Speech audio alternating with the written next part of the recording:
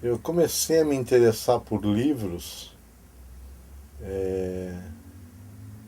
Em casa eu não tinha livros, porque eu sou de família de operários, né? Meus pais não tinham condições de comprar livros, mas havia um livro lá em casa que era um livro de histórias bíblicas e era um livro ilustrado em cada página por um quadro de um autor famoso, né?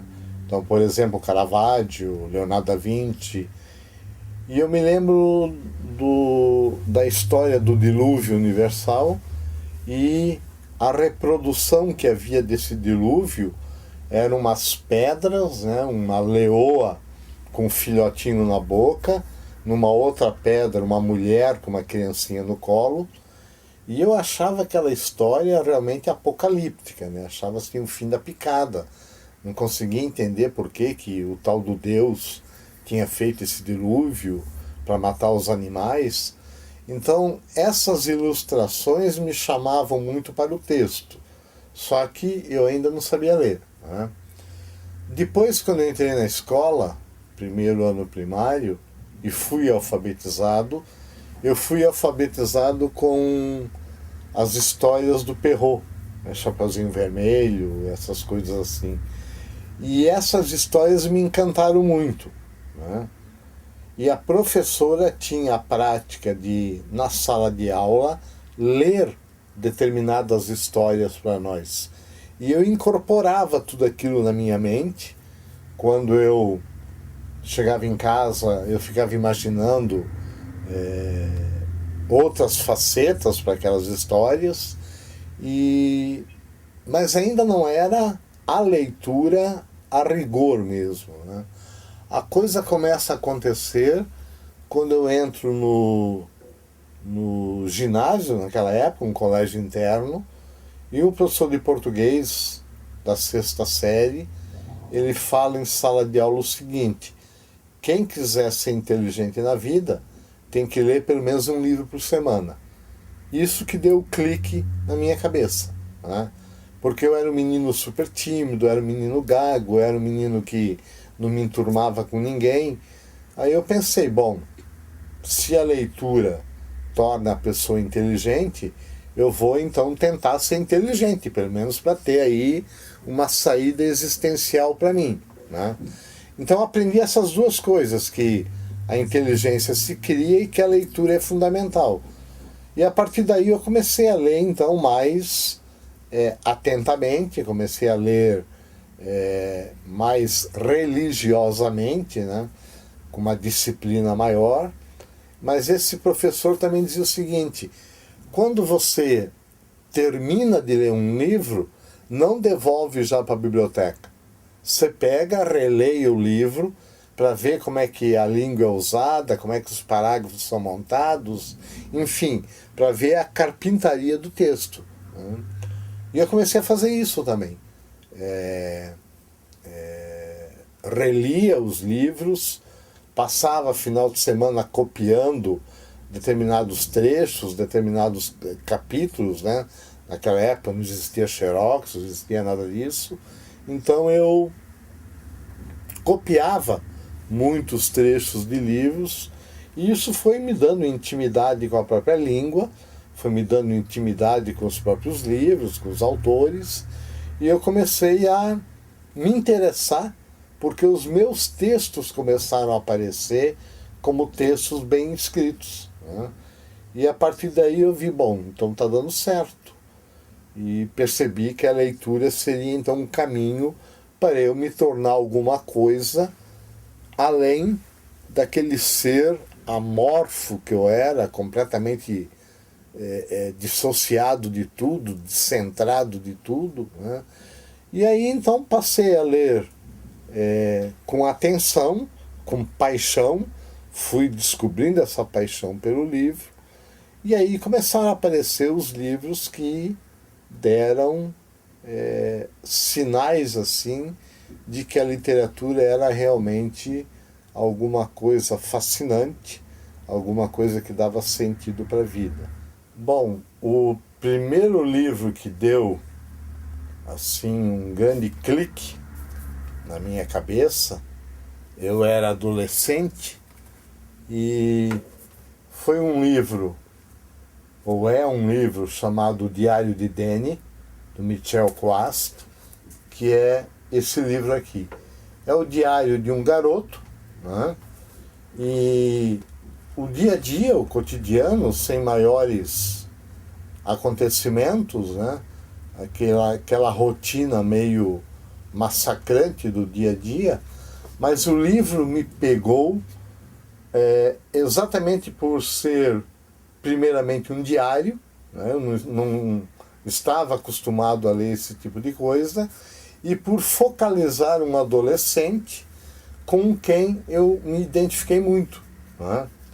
Tanto que, ao terminar o livro e ter toda aquela sensação de deslumbramento, eu comecei a reler o livro. E ao reler o livro, eu não encontrei mais, obviamente, o encantamento inicial.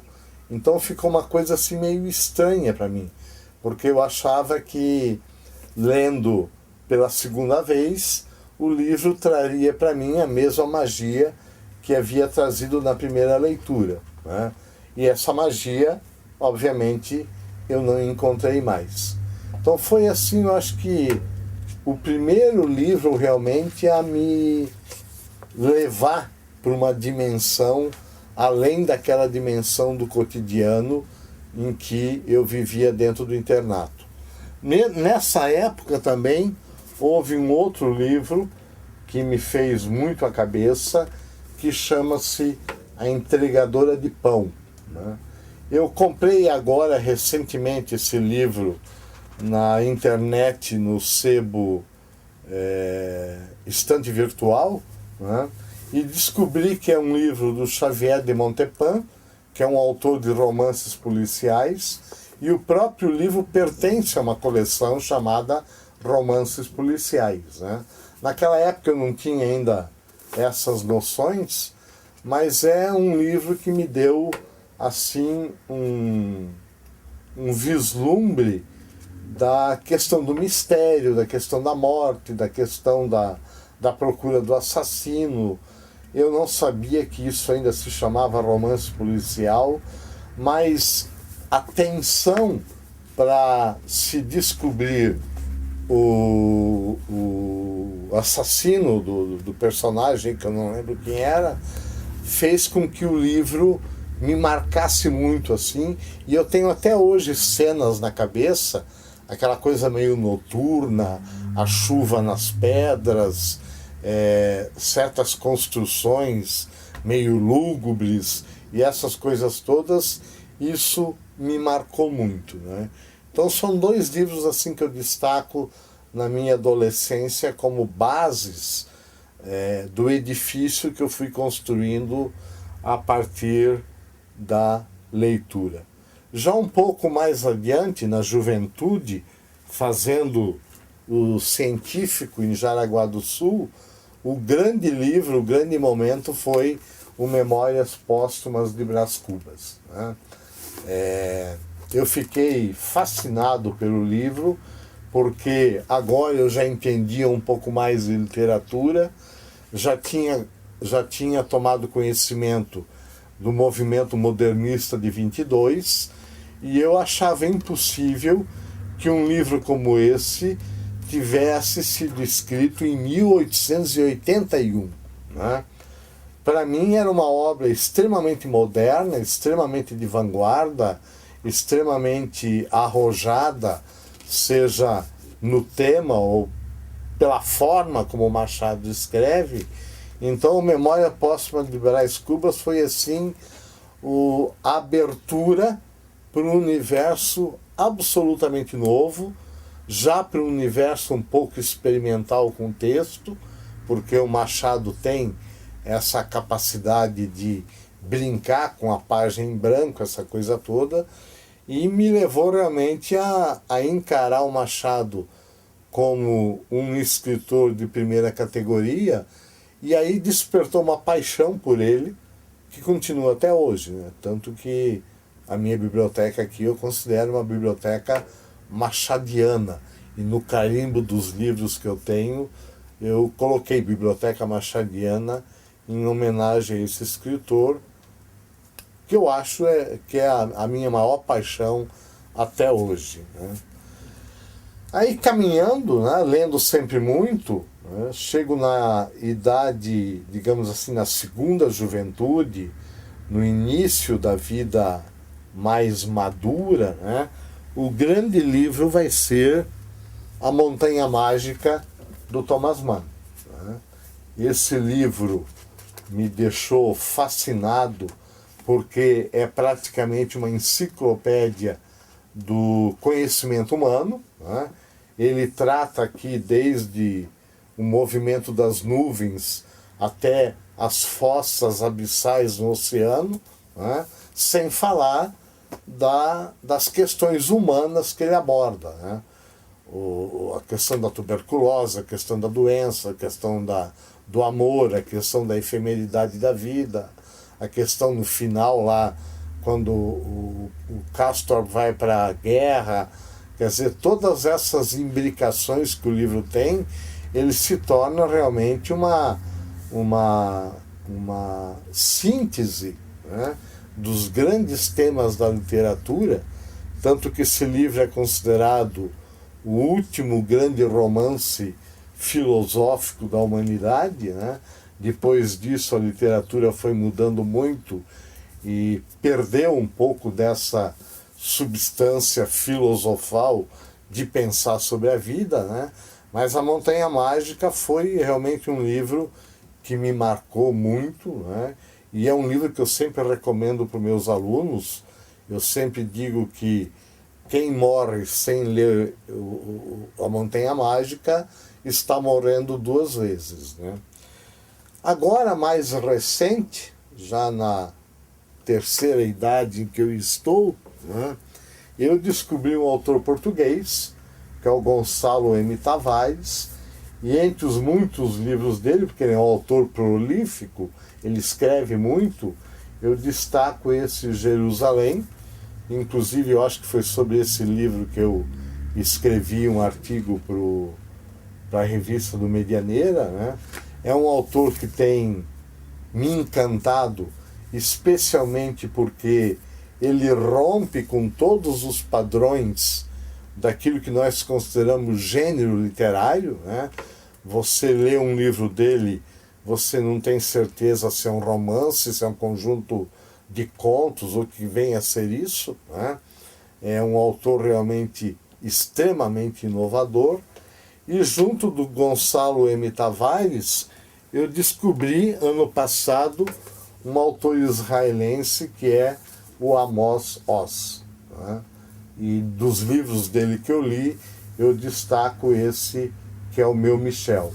Então são autores contemporâneos, são autores que estão produzindo ainda, né?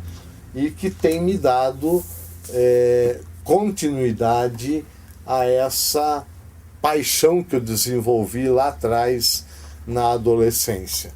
Mas ainda eu gostaria de destacar mais alguns livros contemporâneos que me deixaram simplesmente alucinados, né? Um livro chama-se A Câmara do Inverno, que é da Anne Michaels, que é uma autora canadense, né? É um livro deslumbrante em todos os sentidos, também extremamente inovadora, sai daquele chavão do romance meramente realista e consegue fazer um mergulho profundo na vida dos personagens e dá, assim, uma panorâmica, digamos, da alma humana e todos os seus conflitos. Um autor que é inglês, que é o Patrick McGrath, que escreveu um dos livros dele que eu destaco, é esse Manicômio, que foi o que eu li mais recentemente, e é um livro também extraordinário, porque é um livro que aborda a questão da psiquiatria, né? O personagem, o narrador aqui é um psiquiatra, e aí tem toda aquela questão da internação dos chamados loucos, né, ou perturbados, ele acaba se apaixonando por uma mulher que é internada como louca porque fez umas estripulias comportamentais fora daquilo que se considera o bom comportamento burguês, né? E é um livro maravilhoso porque ele retrata assim de uma forma muito literária e psicológica as nuances de uma mente perturbada, de uma mente agônica, de uma mente apaixonada e com todas as contradições que essa mente tem. E para finalizar, um livro também bem recente, que é O Coração Apertado, né, da Marie Ndiaye, nem sei como é que pronuncia isso, né? Ela é francesa, mas o nome obviamente não é francês, me parece um nome africano, né? Ela deve ser uma dessas descendentes de imigrantes, né?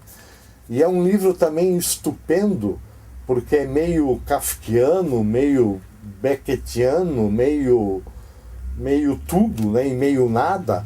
Ela faz um enredo praticamente do nada, né?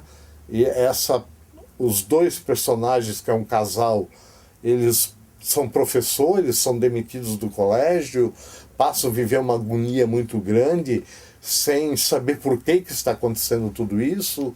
Essa personagem narradora, enquanto ignora as causas de tudo que está acontecendo com ela, ela tem a impressão que todo mundo ao redor sabe o porquê, menos ela.